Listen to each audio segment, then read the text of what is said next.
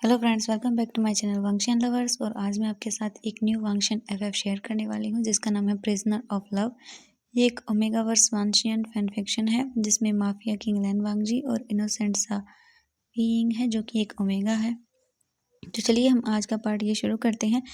आपको first part इस FF का कैसा लगे मुझे ज़रूर बताइएगा। अगर आप लोगों को ये एफएफ पसंद आ रहा है तभी मैं इसका नेक्स्ट पार्ट शेयर करने वाली हूँ। तो फ्रेंड्स चलिए हम इसका फर्स्ट पार्ट देखते हैं। सबसे पहले हमें दिखाया जाता है कि लैन वांगजी एक चेयर पर बैठा हुआ था। उसके हाथ में एक गन थी और उसके कुछ बॉडीगार्ड्स एक आदमी को बहुत बुरी तरह से मार रहे थे। वांगजी अपने चेयर से खड़ा होता है, अपने हाथ में गन लेता है और उस इंसान के हेड पे पॉइंट करते हुए बोलता है कि मेरा दिमाग खराब मत करो। मैंने तुमसे जितना कहा उतना मुझे बताओ। मेरे ब्रदर पर फायर करने के लिए किसने कहा? अगर तुमने मुझे नहीं बताया तो अगली बार मैं तुमसे पूछूंगा नहीं, क्योंकि तुम्हें सीधा ही इससे शूट करूंगा। जब वांगजी ये बोलता है तब वो इंसान बहुत डर जाता है जो कि एक अल्फा था। वो बोलता है कि सर मुझे नहीं पता, मुझे बस एक पार्सल आया था। मेरा काम ओनली लोगों को मारना है। मुझे नहीं पता कि मुझे किसने वो सब किया। मुझे बस एक पार्सल मिला जिसके अंदर आपके ब्रदर की फ़ोटो और कुछ पैसे थे और मैंने ये काम कर दिया। आई एम सॉरी, मुझे नहीं पता है कि आपके ब्रदर को मारने के लिए मुझे किसने कहा। इसके बाद वांगजी उस रूम से बाहर चला जाता है और एक बॉडीगार्ड से बोलता है कि ये इंसान दोबारा मेरे सामने नहीं आना चाहिए। ये बोलकर वांगजी वहाँ से चला जाता है और हमें दिखाया जाता है कि जब वांगजी अपने घर पर पहुँचता है तो उसके अंकल और उसके बड़े भाई लैन सिचेन वहाँ सोफे पे बैठे हुए थे। जब वांगजी उनके पास जाता है तो उसके अंकल लैन सिचेन उसे बोलते हैं कि वांगजी, मैं तुम्हारी शादी एक गर्ल से कर रहा हूँ जो कि एक ओमेगा है और वो जियांग फैमिली से है जिसका नाम जियांग यानली है। और तुम्हारे बड़े भाई की वेडिंग मैं एक ओमेगा जो भी जियांग फैमिली से है उसके साथ कर रहा हूँ जिसका उसका नाम जियांग चैंग है। जब वांगजी ये सुनता है तब वो गुस्से में आ जाता है और बोलता है कि अंकल, मैंने आपसे कितनी बार कहा है मुझे किसी से भी वेडिंग नहीं करनी है। तो उसके अंकल बोलते हैं कि वांगजी प्लीज़ मेरी बात ध्यान से सुनो। तुम्हें अपनी लाइफ में एक ओमेगा की ज़रूरत है जो तुम्हें संभाल सके। अगर कोई तुम्हारी लाइफ में होगा जिसे तुम खोने से डरोगे तो इस तरह के काम करना बंद कर दोगे। तो वांगजी बोलता है कि अंकल, आप दोबारा ये सब मत बोलिएगा और मैं किसी भी ओमेगा बॉय या गर्ल से शादी नहीं करने वाला हूँ। मैंने आपसे बहुत पहले कहा है और आप ये सब करना बंद कर दीजिए। तो लैन चेरेन बोलते हैं कि वांगजी। तो वांगजी बोलता है अंकल प्लीज़ ये सब करना बंद कीजिए। तो वांगजी अपने रूम की ओर जाने लगता है। वांगजी के अंकल गुस्से में आ जाते हैं और वो बोलते हैं कि लैन वांगजी, अगर तुमने ये वेडिंग नहीं की तो तुम मुझे और सेचन को भी खो दोगी, क्योंकि मैं और सेचन ये घर छोड़कर हमेशा हमेशा के लिए चले जाएंगे। तो वांगजी पीछे मुड़ता है और बोलता है कि अंकल ये सब बकवास बातें बंद कीजिए। वांगजी के अंकल बोलते हैं कि वांगजी, मैं कोई बकवास नहीं कर रहा हूँ। अगर तुमने ये वेडिंग नहीं की तो मैं और सेचन यहाँ हमेशा हमेशा के लिए चले जाएंगे यहाँ से और कभी भी लौट के नहीं आएंगे और न ही तुम हमें ला पाओगे। वांगजी फिर से अपने रूम की ओर जाने लगता है और बोलता है कि अंकल ये बकवासें करना बंद कीजिए। तभी सेचन चिल्लाते हुए बोलता है वांगजी ये देखो। जब वांगजी पीछे मुड़ के देखता है तो उसके अंकल ने उसके बॉडीगार्ड से एक गन छीन ली थी और अपने सर पे रख ली थी। वांगजी बहुत डर जाता है और बोलता है कि अंकल ये आप क्या करें, प्लीज़ गन को नीचे कीजिए। तो वांगजी के अंकल बोलते हैं कि वांगजी, मैंने तुमसे कहा है अगर तुमने ये वेडिंग नहीं की तो मैं भी नहीं रहूँगा। तो वांगजी बोलता है अंकल आप इतनी सी बात के लिए क्या बकवास करें, प्लीज़ बंदूक चल जाएगी, उसे नीचे कीजिए। तो लैन चेरन बोलते हैं कि वांगजी पहले तुम हाँ कहो कि तुम ये वेडिंग करोगे वरना मैं ये गन चला दूंगा। तो वांगजी बोलता है कि अंकल प्लीज़। तो लैन सिजन बोलता है वांगजी प्लीज़, तुम्हारी जिद की वजह से वो न जाने को क्या कर लेंगे, प्लीज़ वांगजी हाँ बोल दो। तो वांगजी बोलता है ब्रदर ये आप क्या बोल रहे हैं, मैं नहीं करना चाहता। तो वो बोलता है प्लीज़, तुम जानते हो अंकल बहुत ज़िद्दी हैं, प्लीज़ वांगजी। तो वांग जी बोल देता है कि ठीक है, जैसा आप कहेंगे मैं करूँगा। फिर वो बोलता है, अंकल आपने मुझसे हाँ तो बुलवा ली है, लेकिन जिससे भी आप मेरी शादी करवाएंगे वो ज़िंदगी भर बहुत बुरी तरह रहने वाला है। मैं उसका वो हाल करूँगा जो आपने सोचा भी नहीं होगा। मैं उसे दिन दिन तड़पाऊँगा। देख लेना आप अंकल, वो कभी भी खुश नहीं होगा और इसकी ज़िम्मेदार सिर्फ आप होंगी, आपकी ज़िद होगी। ये बोलकर वांग जी अपने रूम के अंदर वापस चला जाता है और गुस्से में अपने हाथ को वहीं बॉल पे मार देता है, और जिसकी वजह से उसके हाथ से थोड़ी ब्लीडिंग भी होने लगती है। और वो बोलता है कि अंकल ये आपने ठीक नहीं किया, आपने इमोशनल ब्लैकमेल करके मुझे हाँ तो बुलवा दिया है, लेकिन मैं उस इंसान को बिल्कुल भी नहीं छोड़ूंगा। उसका वो हल करूँगा जो आपने सोचा भी नहीं होगा। और वो अपने फ़ोन को निकालता है और बोलता है कि उस मेंशन को रेडी करो। तो दूसरी तरफ से आवाज़ आती है कि जी सर। इसके बाद वांग जी अपने फ़ोन को देखता है और अपने घर से फिर से बाहर निकल जाता है। वहाँ दूसरी तरफ लैन चिरन और लैन सेचन बहुत खुश हो रहे थे, क्योंकि उन्होंने वांग जी को वेडिंग के लिए मना लिया था। लेकिन उन्हें आने वाली चीज़ों के बारे में बिल्कुल भी पता नहीं है। वांग जी ने जो कहा वो वही करेगा, जो भी उससे वेडिंग करेगा वांग जी उसकी लाइफ को डिस्ट्रॉय कर देगा। ये उन लोगों ने नहीं सोचा, क्योंकि उन्हें लगा एक बार अगर वांग जी की वेडिंग हो जाएगी तो वो चीज़ सब करना बंद कर देगा। लेकिन उन्हें नहीं पता कि वांग जी के मन में वेडिंग के नाम से ही इतनी ज़्यादा नफरत हो गई है। क्योंकि जब वांग जी छोटा था, जब उसके मॉम डैड की डेथ हुई तो वो और भी ज़्यादा टूट गया, क्योंकि उसके मॉम डैड कभी भी अच्छी तरह से नहीं रहे। भले ही उनकी लव मैरिज थी, लेकिन सेचन और वांग जी के जन्म के बाद में ही वो दोनों झगड़ने लगे, जिसकी वजह से वांग जी ये सब चीज़ें देखकर शादी के नाम से डरने लगा था, क्योंकि उसने अपने मॉम डैड को हमेशा लड़ते और झगड़ते देखा था। वांग जी एक अल्फा है, जिसकी वजह से वो अपनी रट के अंदर बहुत सारी गर्ल्स के साथ इंटीमेट भी होता है, क्योंकि वो अल्फा होने की वजह से खुद को कंट्रोल नहीं कर पाता है और वो एक गर्ल को एक टाइम के बाद दोबारा नहीं देखता। ओमेगा बॉयज़ के साथ भी वो बहुत बार इंटीमेट हो चुका है, लेकिन उसने कभी भी दोबारा उस बॉय या गर्ल को नहीं देखा जो ओमेगा होती है। आज भी वांग जी फिर से बाहर चला गया और एक बार के अंदर जाके बैठ गया। बहुत सारी गर्ल्स वांग जी के आसपास आके बैठ जाती हैं और उसे टीज़ करने लगती हैं। वांग जी उनसे बोलता है कि अगर तुम्हें मुझ में हैंडल करने की ताकत नहीं है तो ये सब करना बंद करो। उसके बाद वांग जी वहाँ पर ड्रिंक करता है और हंसते हुए बोलता है कि तुम जो भी हो, तुम्हारी लाइफ बिल्कुल डिस्ट्रॉय होने वाली है, क्योंकि तुम मेरे लिए ओनली मेरी एक सेक्स स्लीव बन के रह जाओगी। तुम्हारे लिए यही अच्छा होगा कि तुम इस वेडिंग के लिए हाँ न करो, तुम जो भी हो।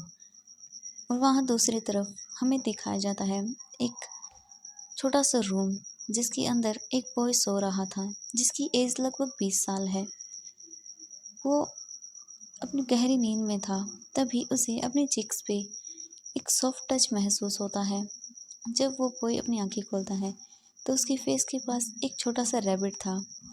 ये वी यिंग है, जो 20 साल का है। वी यिंग बोल नहीं सकता। ऐसा नहीं है कि वी यिंग बोलता नहीं है। वी यिंग जब 10 साल का था तब एक कार एक्सीडेंट में उसके मॉम डैड की डेथ हो गई थी, जिसकी वजह से उसके जो गले की नस है वो कहीं ब्लॉक हो गई है और डॉक्टर भी उसे ठीक नहीं कर पाई। डॉक्टर का कहना है कि वी यिंग बोलने की कोशिश करना ही नहीं चाहता। अगर वी यिंग थोड़ा ट्राई करे तो वो बोल सकता है, लेकिन वी यिंग के अंदर से मानो बोलने की चाह ही ख़त्म हो गई थी। वी यिंग अपने मॉम डैड से बहुत प्यार करता था। जब उन्होंने अपने सामने वी यिंग ने अपनी मॉम डैड को मरते हुए देखा अपनी आंखों के सामने, तो वो अब बोल कर क्या करता। उसके मॉम डैड उसके पास नहीं थे जो उससे बातें करते। इस फैमिली ने उसे गोद तो लिया, लेकिन कभी उसे अच्छे से ट्रीट नहीं किया। जियांग फैमिली वी फैमिली की काफ़ी अच्छी दोस्त हुआ करती थी। जब उनकी डेथ हो गई तो जियांग फैमिली ने उन्हें गोद ले लिया क्योंकि जियांग फैंगमियान वी यिंग की मॉम से कॉलेज टाइम के अंदर प्यार करते थे, लेकिन वी यिंग की मॉम उन्हें प्यार नहीं करती थी। जब उन्होंने उनसे प्रपोज भी किया तो उन्होंने मना कर दिया। उसके बाद जियांग फैंगमियान का दिल टूट गया और उन्होंने मैडम यू से शादी कर ली। उनके 2 बच्चे हैं, एक का नाम जियांग यानली और दूसरे का नाम जियांग चैंग है। जियांग यानली तो विंग से बहुत प्यार करती हैं, लेकिन जियांग चैंग खुद खास प्यार नहीं करता है क्योंकि अंकल फैंगमियान विंग से बहुत ज़्यादा प्यार करते हैं और मैडम यू को ये लगता है कि अभी भी जियांग फैंगमियान वी यिंग की मॉम को ही पसंद करते हैं और वी यिंग को अपना बेटा मानते हैं। इसलिए मैडम यू वी यिंग के साथ बहुत बुरा बर्ताव करती हैं। वी यिंग की बॉडी पे बहुत सारी चोटों के निशान भी हैं। जब जियांग फैंगमियान घर पर नहीं होते और वी यिंग थोड़ी सी भी गलती कर देता है तो मैडम यू उन्हें बेल्ट से मारती हैं, जिसकी वजह से उसकी बॉडी पे बहुत सारे निशान पड़ गए हैं। वी यिंग उनके घर में एक नौकर बन के रह गया है। वी यिंग ने बहुत मुश्किल से अपनी कॉलेज की स्टडी कंप्लीट की थी। वी यिंग पढ़ना लिखना जानता है, लेकिन वो बोल नहीं सकता, इसलिए आगे उसने स्टडी नहीं की। वी यिंग अपनी कॉलेज को कंप्लीट करने के बाद घर में ही रहता है। वो कोई काम नहीं करता, बस सारा दिन घर का काम करता है एक नौकरों की तरह, और उसकी हैसियत उस घर में एक नौकर की जैसी ही है। वी यिंग मॉर्निंग को उठकर अपने रैबिट को, जिसका नाम तूजी है, उससे अपने मन में बोलता है कि तूजी, तुम मेरे लिए बहुत स्पेशल हो। मॉम डैड के जाने के बाद एक तुम ही हो जो मेरे पास रहा, जो मेरी इतनी करीब रहा, और चीज़ें हैं जो मेरी केयर करती हैं। उसके बाद वी यिंग तूजी को अपनी गोद में लेता है और उसे नीचे ले आता है। जब मैडम यू वी यिंग को देखती हैं तब वो गुस्से में बोलती हैं कि एक तुम और ये तुम्हारा रैबिट, किसी दिन मैं इसे पका दूंगी।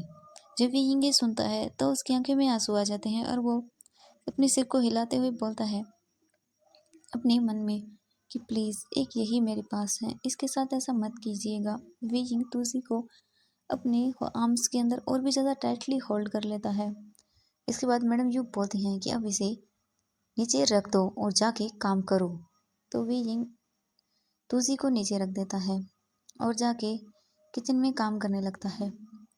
तो मैडम यू जियांग फैंगमियान से बोलती हैं कि हमने लैन से कहा था कि वो जल्दी ही हमारे घर डिनर पे आए, क्योंकि हम लोग जल्दी से जियांग यानली की शादी लैन वांगजी से और जियांग चैंग की शादी लैन सिचेन से करने के लिए रेडी हैं और हम चाहते हैं कि ये वेडिंग जल्दी ही हो जाए। तो जियांग फैंगमियान बोलते हैं कि हाँ, तुमने सही कहा। तभी जियांग फैंगमियान बोलते हैं कि यू, हमें एक बार जियांग चैंग और यानली से पूछना चाहिए। तो मैडम यू बोलते हैं कि उनसे पूछने की कोई ज़रूरत नहीं है, उनकी शादी का जो भी डिसीजन होगा वो मैं लेने वाली हूँ, तो उन्हें ये सब बोलने की या बताने की ज़रूरत नहीं है उन्हें।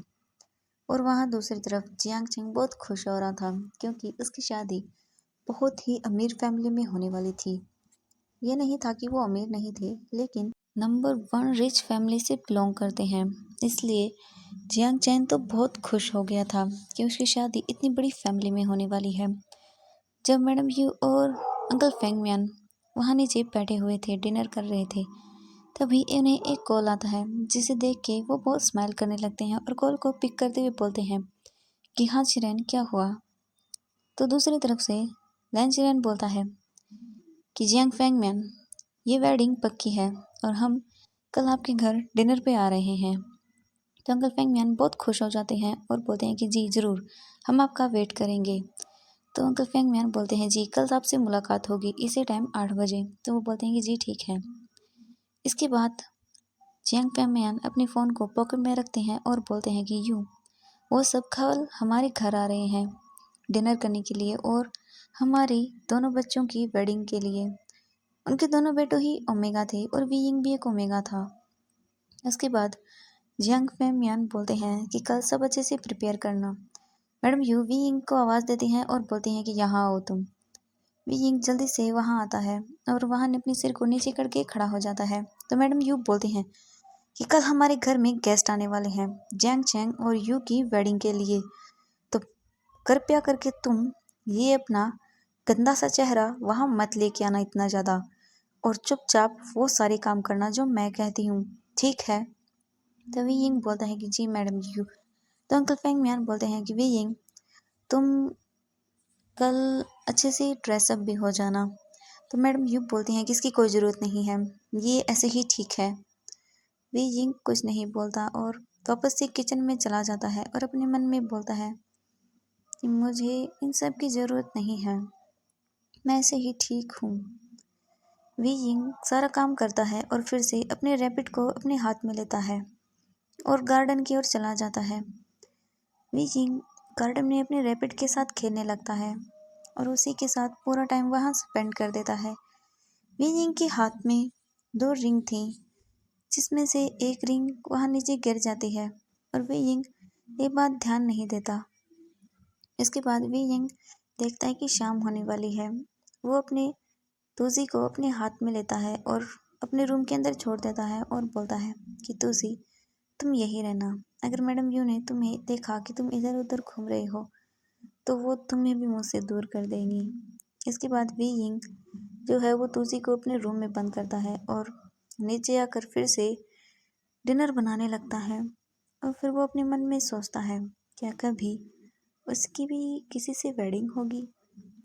फिर वो अपने मन में सोचता है कि नहीं, ऐसा कभी नहीं होगा, और वो सारे काम को करने लगता है। इसके बाद वो सब डिनर करते हैं। वी यिंग भी वहाँ एक टेबल पर बैठा हुआ था और डिनर कर रहा था। मैडम यू बोलती हैं कि जियांग चैंग और यान ली, कल हमारे घर गेस्ट आने वाले हैं लैन फैमिली से। मैंने तुम्हारी वेडिंग लैन वांगजी से की है और जियांग चैंग तुम्हारी वेडिंग मैंने लैन सेचेन से की है, जो कि लैन फैमिली से है, जो कि लैन फैमिली का सबसे बड़ा बेटा है। और दूसरा लैन जैन, जो कि नंबर 1 बिजनेसमैन है चाइना का। तो वो बोलती हैं कि लेकिन मॉम आपने, तो मैडम यू बोलती हैं कि यान ली, जो भी बोलना है वो सब मत बोलना, क्योंकि ये वेडिंग अब फिक्स हो चुकी है, तो इसके बारे में हम कुछ भी नहीं कर सकते हैं, तो तुम ये सब बोलना बंद करो। तो यान ली अपने रूम में चली जाती हैं और बोलती हैं कि मैं ये वेडिंग नहीं करना चाहती, क्योंकि मैं तो, इसके बाद वो कुछ नहीं बोलती और अपने फ़ोन को लेती हैं और किसी को कॉल मिलाती हैं और उससे बातें करने लगती हैं। और दूसरी तरफ भी अपने रूम में जाता है और अपने रैबिट को लेकर वहाँ सो जाता है। फिर उसका ध्यान अपने हाथ पर जाता है, जहाँ उसे थोड़ी चोट लग गई थी, क्योंकि आज खाना बनाते वक्त उसके हाथ में नाइफ लग गया था, जिसकी वजह से थोड़ी सी वहाँ ब्लीडिंग भी हो गई थी। लेकिन वी यिंग ने इसके बारे में ध्यान ही नहीं दिया और वो फिर अपने रैबिट को हग करता है और वहीं सो जाता है अपने बेड पे। और वहाँ दूसरी तरफ लैन सिचेन और लैन चिरन बहुत ज़्यादा खुश हो रहे थे कि वांगजी ने वेडिंग के लिए हाँ बोल दिया। और वहाँ दूसरी तरफ हमारा वांगजी एक रूम में एक ओमेगा गर्ल के साथ बहुत ही इंटीमेट तरीके से बैठा हुआ था और के साथ इंटीमेट हो रहा था। वो लड़की बहुत थक गई थी और बोल रही थी, प्लीज़ अब बंद करो ये सब। तो वांगजी बोलता है, अगर तुम्हें मुझे हैंडल करने की हिम्मत नहीं है तो दोबारा से मेरे सामने मत आ। इसके बाद वांगजी अपने क्लॉथ को पहनता है और उस रूम से बाहर निकल जाता है और एक मेंशन में आते हुए बोलता है कि ओ मेरे लिटिल ओमेगा, होने वाली मेरी लिटिल वाइफ, ये घर तुम्हारे लिए है, लेकिन ये तुम्हारे लिए हेल्थ से भी ज़्यादा बुरा होने वाला है। ये बोलकर वांगजी बहुत स्माइल करने लगता है और एक मेड को आवाज़ देते हुए बोलता है कि अगली बार मैं यहाँ अपनी वाइफ के साथ आने वाला हूँ, तो इस रूम को अच्छे से डेकोरेट कर देने वाला और इस घर को भी। तुम्हें समझ में आया? तो वो लेडीज़ बहुत डर जाती हैं और बोलती हैं कि जी मास्टर, क्योंकि वांगजी के हाथ में गन थी। इसके बाद वांगजी उस घर से बाहर निकल जाता है और वापस अपने घर आता है, जहाँ लैन चेरन बैठे हुए थे सोफे पे। वो वांगजी से बोलते हैं कि वांगजी, कल हमें जंग फैमिली के यहाँ डिनर पर जाना है, तो रेडी रहना। तो वांगजी स्माइल करता है और बोलता है कि जी अंकल, बिल्कुल। तो फ्रेंड्स, आज के लिए इतना ही। मुझे बताइएगा आपको कैसा लगा इस एफएफ का फर्स्ट पार्ट। अगर आप लोगों को ये एफएफ अच्छा लग रहा है तो प्लीज़ मुझे बता दीजिएगा, मैं इसका नेक्स्ट पार्ट जल्दी से जल्दी शेयर करने की कोशिश करूँगी। ओके फ्रेंड्स, तो good night and bye bye.